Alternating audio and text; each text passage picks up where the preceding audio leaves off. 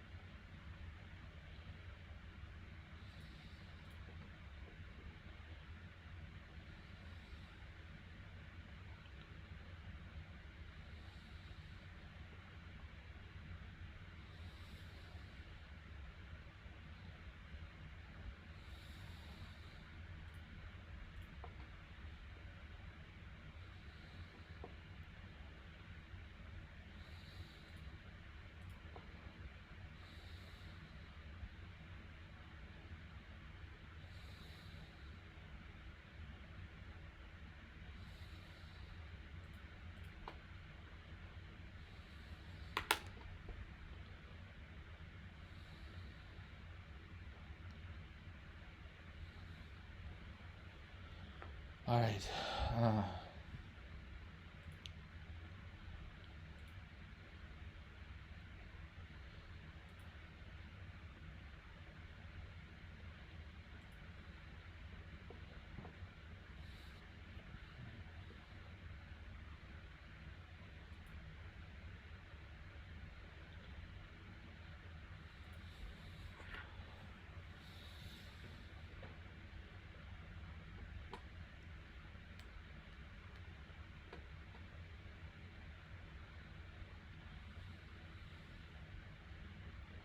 so, just a second here.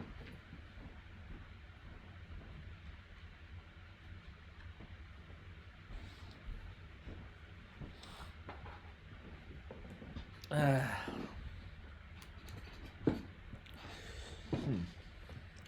so some commentary. I'm gonna try to stick with white and black when I talk about the game today. See if I can make any progress on that.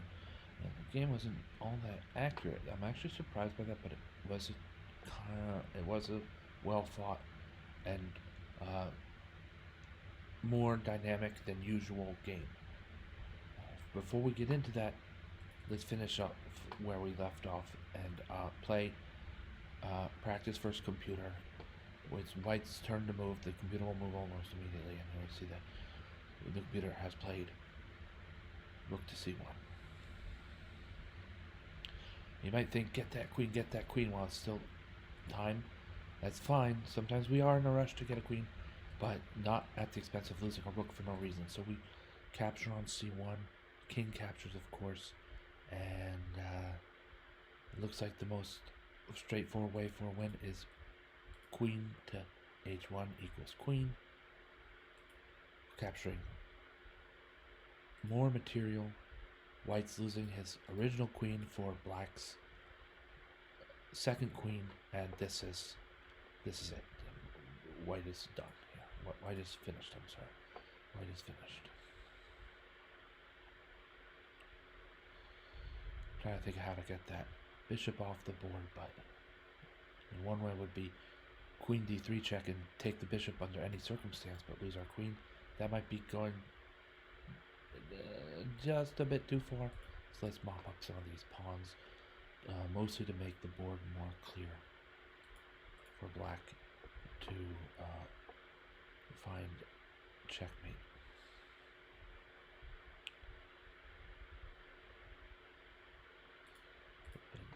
Knight to d4.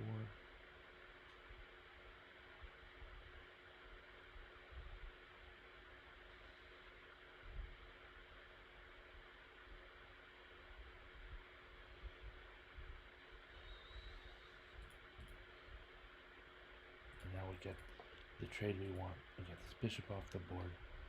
Black is not stalemated by way of these two dark squares on the fourth rank.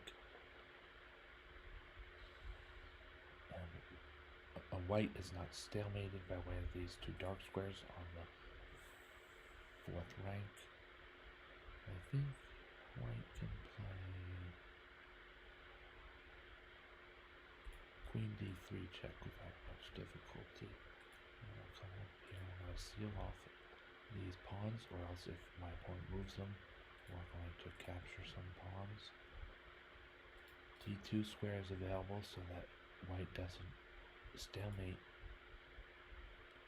And now we're just marching our a pawn, our newly found a pawn. It was a b pawn down the board. We jump at the chance to put a seatbelt on white, so to speak. I think that I might have come up with this idea. Whenever you see a king, and right now the king has these movement possibilities, right? And it's black's turn to move. These would be white's movement possibilities were it white's turn to move. But instead it's black's turn to move. And white chose to go to e1 on the most recent move. I like to call this buckling white's seatbelt. It's for his eventual safety or something, I'm not sure. It's a more safe way to ensure that your opponent has moves and doesn't stalemate you when you have superior force. I mean, it's not all that complicated, but I like the term of it. That's what I'm sharing. It's mostly the term. Buckling the seatbelt here on the second rank. It most often happens along a rank, like the second rank, next most often along the 7th rank. Sometimes it occurs along the G file, and sometimes it occurs along the B file. It happens most often on the 7th or 2nd rank. So there we have that, and it's black's turn to move. White will have this freedom along the first rank for as long as black deems necessary, so there's no reason to worry about just playing pre-moves here. Pawn to a2 and pawn to a1. I didn't pre-move that because you have to select the piece to which you are promoting, and it's too difficult to pre-move in time when that happens. But earlier on, you could pre-move this if black were in a hurry. Alright, so this is checkmate. With 48 moves, my opponent resigned here after 29 moves. It was a respectful resignation. I felt like my opponent and I played a good game or a great game. I'm proud of how I played, and I feel good about the game in general, this particular game in general. So now that we have that, I'm going to go over this game move by move. In order to do that, I need to start a new analysis and close the practice window.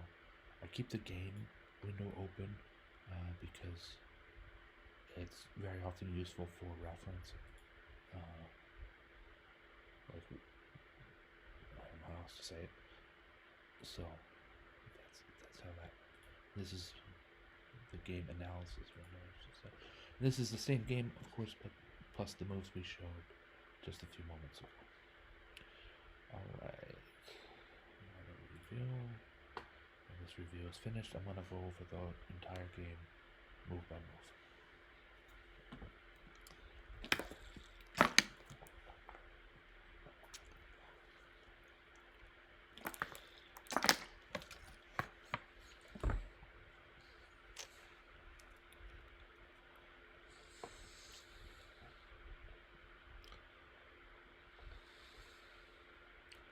Alright, so 84 and 76. With the added moves, the game is more accurate. That is almost always the case, because the added moves, or at least for me, because when I add moves against the computer playing as maximum, the computer on maximum, and that computer's going to be accurate. Plus, if I don't end up winning, I don't analyze the line all that much. I find the best line for the side that I control. Sometimes with hits and takebacks, I think they're called replays sometimes. Without further ado, let's get going, folks. D4, D5. Queen's Gambit. This is the Slav or semi-Slav. This is well-known territory. I believe this is sometimes called the Tamenov variation. After Bishop G5, there is a way to explore that. We are playing my opponent and I. Slav defense. Okay.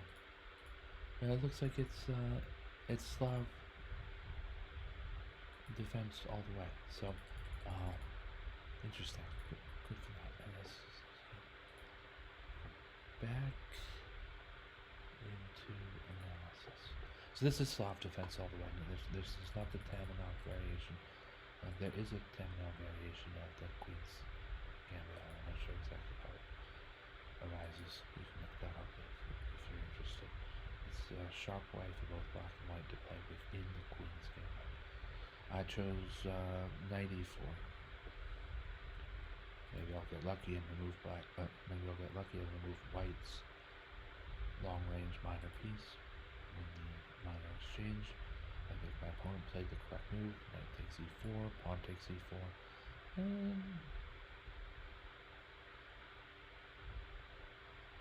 I might say that white has a slight advantage. It's very slight. The materials even Bishop d2.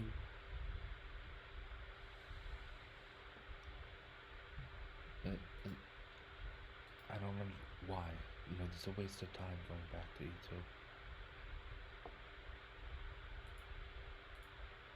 Anyway, pawn to f5 is maybe overzealous by black.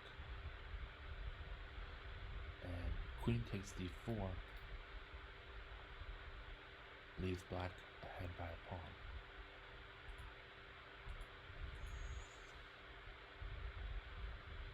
So some shaky play in the early going here.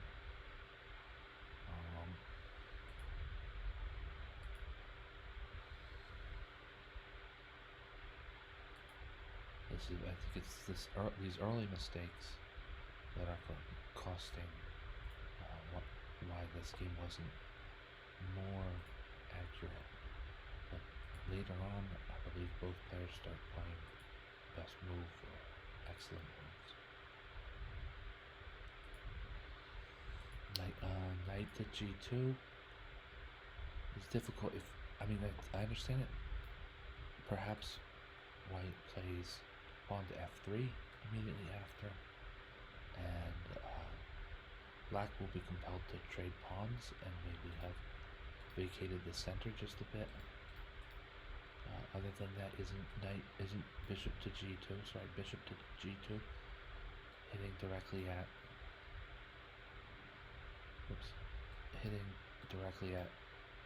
a light square black pawn wall.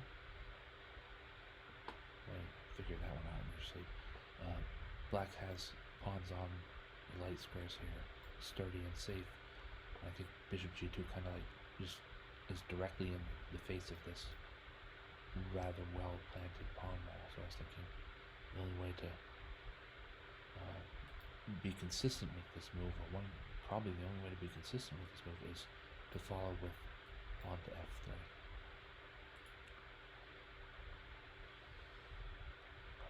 My idea on g5 was try to get to f3 first.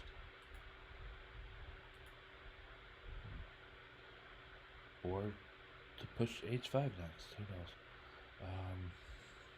It seems more difficult than most to analyze.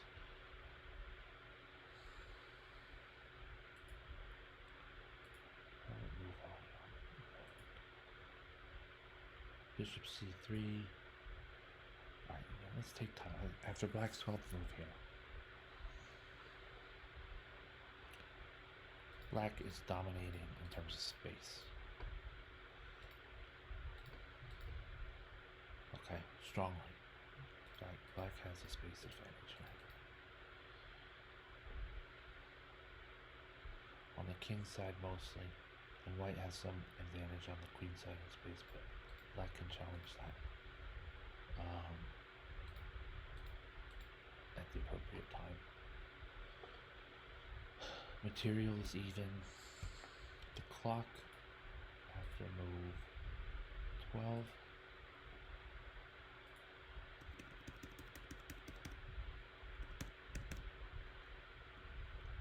The clock is 32 seconds in Shugi 9's favor.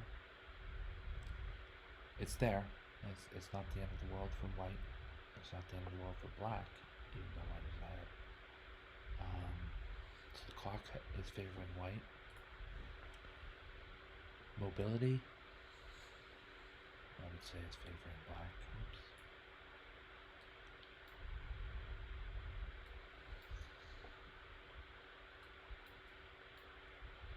Mobility is in favor of black. So what we got? King safety is strange to think about this way, because white's gonna have this classic castled king on the king's side most likely, and this king will be safe. But wait a second, black's king is safe. How could black's king be safe here? See, the queen moves to some safe square, like queen to c7. And maybe the bishop backs up this knight that in some versions or some way could be attacked by the long diagonal, right? Black's king can stay in the center, Black's king can castle kingside. Black's king can castle queenside. There's no way for white to launch a strong mating attack or kingside attack. Not yet in this position anyway. When the king is safe by way of this level of mobility.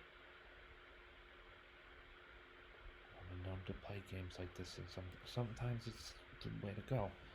So I'd say that Black's king is safe enough. White's king is safer, that's for sure. So initiative, which side? It's White's turn to move. That always plays into this. White doesn't have any strong forcing move. I mean, maybe pawn takes h4, but even that, Black might, just captures back, but also doesn't even have to capture back. What about rook g8, attacking the bishop on g2 directly? So I don't think this initiative plays all that much a role in this game.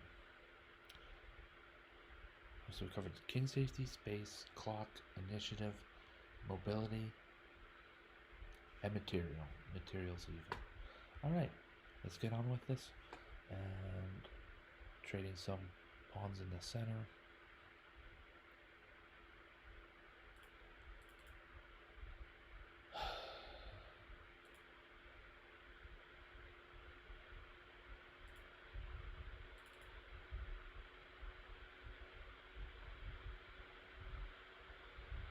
Torch wants rook takes h4 here.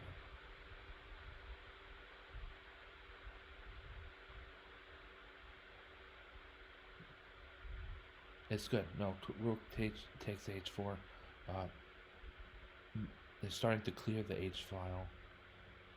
If the king steps aside, or if somehow, like for instance after queen c7, by the way, aiming at h2, and then either a queenside castle, which I don't want because of the rook sliding over to the c file. So instead maybe king to f7 or king to d7, and soon enough there's going to be just this massive stream of major pieces along the h file against white and white's position. It's for this reason why I think Torch is right about this. Torch is right about this with suggesting rook takes h4. I played g takes h4. It's not a disaster, but it misses some opportunities. Here, I like my move quite well. Pawn to h3. The pawn is protected, and white's bishop has nowhere good to go. Rook is going to get captured on f3, or e4, or h3, should that bishop go there. A back pedal to h1 is blocked. That leaves only bishop to f1. That's not good. That's not. I mean, maybe now white has a file to call his own, but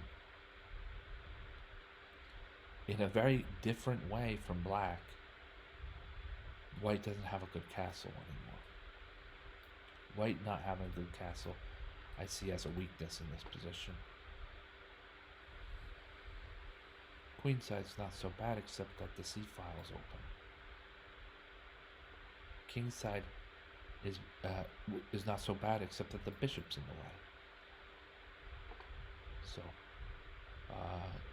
I thought that my move pawn to h3 is the type of nice, patient improvement in a position. We hear that when people talk about Anatoly Karpov. Now, I am no Anatoly Karpov, not yet. I am not a former world chess champion Anatoly Karpov. I am no Anatoly Karpov, not yet. I've studied some of his games, and he does make these moves like h3, just kind of a strong improvement in position without too much fanfare. It's great. Alright.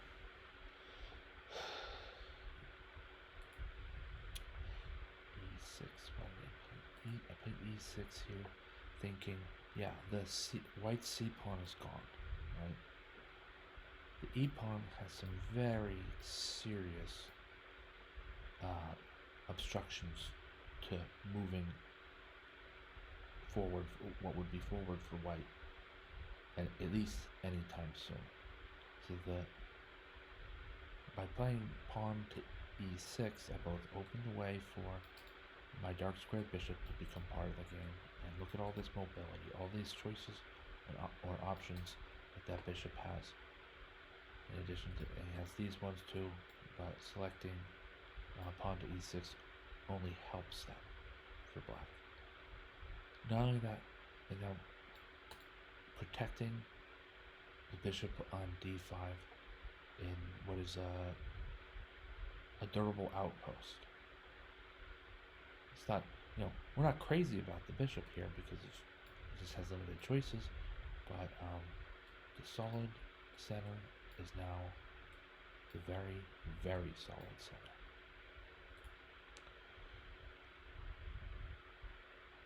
Bishop to b5 check. Smart.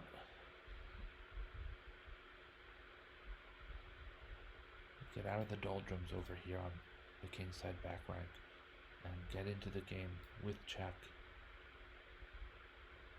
White might make a mistake by playing bishop c6 upon recaptures. Then there's a lot of different ways to move forward with a tactic. Probably straightforward is after bishop c6, knight takes c6, and if b takes c6, bishop takes c6 check, and also picking up the rook soon enough. And most likely the exchange. Probably won't be more than the exchange, but that's nothing to sniffle at. I moved my king. I spent a lot of time on this move. My thoughts were either try to make c6 work somehow, and it wouldn't. It's just not there. But pull my knight back to d7 and block, but then I'm creating a pinned piece that doesn't need to be pinned. Not only that, white now has an attack against both black's queen on d8 and black's rook on h8. So I eventually threw out both those ideas and said, let's just go a little more safe, even if it's kind of out of the playbook. You're supposed to castle before move 15 and anything. Well, it's move 18, so let's get going any way we can go. And I played king to f7. It's an excellent move. The king, he's on a light square, and white has a light squared bishop, but there's too much in the way here, guys, for this bishop to get over here and get over there. And even if he lands on h5 with check, that square is covered twice and so on. So this is not unsafe. Like I was saying before, this is not unsafe. Queen, same thing. Queen h5 check, and we've got that square covered.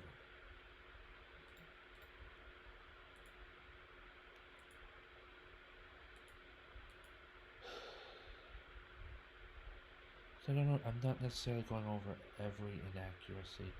I play here bishop to c5, and I'm going to capture on d4 because, for the very reason that this knight is way too strong to just be left there unchecked.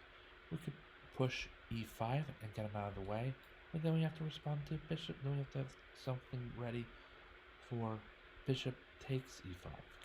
Bishop captures e5. I said nice and simple. We'll bring our bishop to I said c5. This is not c5. This is e5. What is this c5? This is e5. And I'm going to develop black's dark squared bishop. There's another part of this there. Oh, connect the back rank. The major pieces are now connected along the back rank. This is generally favorable for the medium to long term. It adds a lot of points in the favor of mobility. Black is now very mobile with his major pieces. queen c2. We go through with our plan. We're gonna snip off that very powerful knight, even if it means a dark square bishop and all that. Rook c8 is a good move. Just developing. You know, the rook now has a really grand c-file on which he can be in control. The queen has no attack, and there's no tactics here against it, so the queen is sort of forced to move away. And black is showing a bit of initiative here in capturing the c-file. Same thing. Rook g8. This also is a move where black is using initiative. He wants to force things a bit to create a position that is positionally in favor of him and his pieces. Black now owns both of the open files. Most of the pieces line up. These two are different types with the same value. And black has an extra pawn out of all this. Black also has doubled pawns on the e-file. What do we think about these doubled pawns? Are they bad or good? Take a few seconds to see. Pause the video if you want. Decide what you think. 1, 2, 3. Okay. These are doubled pawns. These are excellent pawns. The pawns on e6 and e4 are 2/3 of an excellent trio of pawns. They would be poor were it not for this f5 pawn. This f5 pawn is a superstar. If that pawn's off the board, then these guys are like really poorly laid. Except maybe for the fact that there's a bishop on d5. Kind of holding together. So let's take that. Let's do us even one better. The bishop's off the board and the f5 is off the board. Now these pawns are just sitting ducks waiting to be removed so that the f-pawn and the e-pawn, so that white's f-pawn and e-pawn can begin barreling down the board towards promotion. These are not bad pawns or good pawns. These are excellent pawns, absolutely keeping much of the position intact. They're clogging the center a bit, right? So that makes black's control of the c-file and black's control of the g-file extremely strong.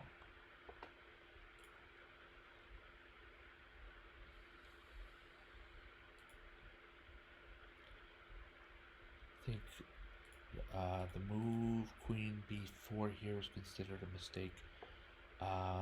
Look, black's gonna gain a pawn from queen g1 check or more. I mean, I chose here to play knight g4. I hadn't calculated it out, but I saw that this was just way too strong for black to, it was too strong for black to pawn grab right away. I think white played a move that made the pawn grab more palatable.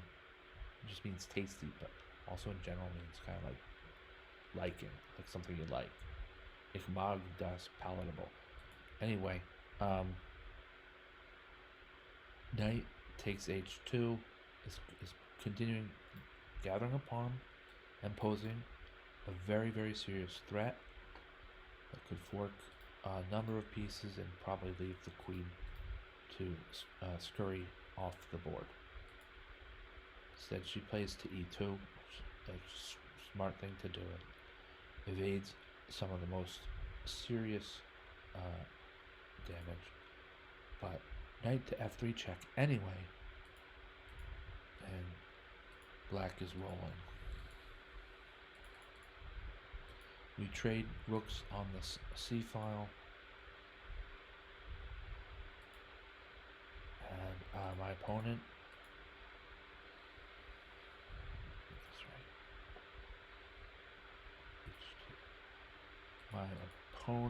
resigned. So here with white to move,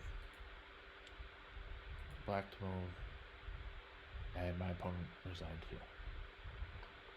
There's no way to stop the, black from creating a second queen. And the rest of this played out against the computer on maximum.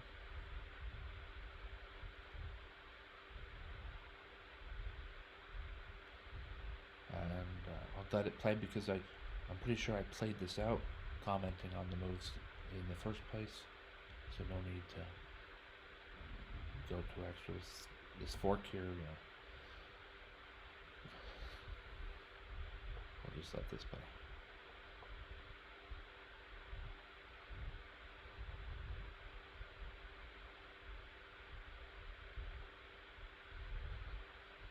Queens and checkmates. All right.